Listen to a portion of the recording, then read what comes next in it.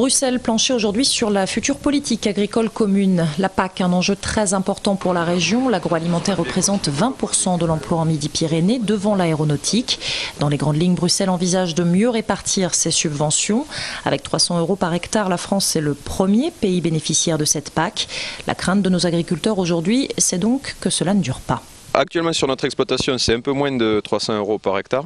Et il faut savoir que pour faire simple, si on nous enlève ça, non seulement on n'a même pas de quoi vivre, mais même on perd de l'argent. On a des prix des céréales qui sont liés à des cours mondiaux, donc qui sont les plus bas possibles, on va dire, de ce qu'on peut faire sur la planète. Mais comme on est quand même en France, on a des charges qui sont françaises, des produits, des prix de matériel qui sont français. Et donc forcément, ça crée une distorsion. C'est de la même manière comme si quelqu'un aujourd'hui sur le marché du travail il devait travailler pour un SMIC qui soit le SMIC le plus bas de la planète, à savoir un SMIC chinois peut-être, ou quelque chose comme ça. Et avec le prix des denrées alimentaires en France, il pourrait bien évidemment pas subvenir à ses besoins.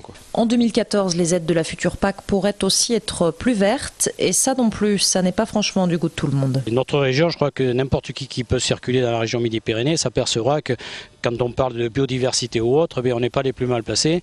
Et si on rajoute des contraintes supplémentaires sans contrepartie financière, petit à petit, c'est le nombre d'agriculteurs qui va disparaître et par là même l'entretien de nos campagnes. Verdict en 2014, les propositions législatives concrètes, elles, sont annoncées pour juillet 2011.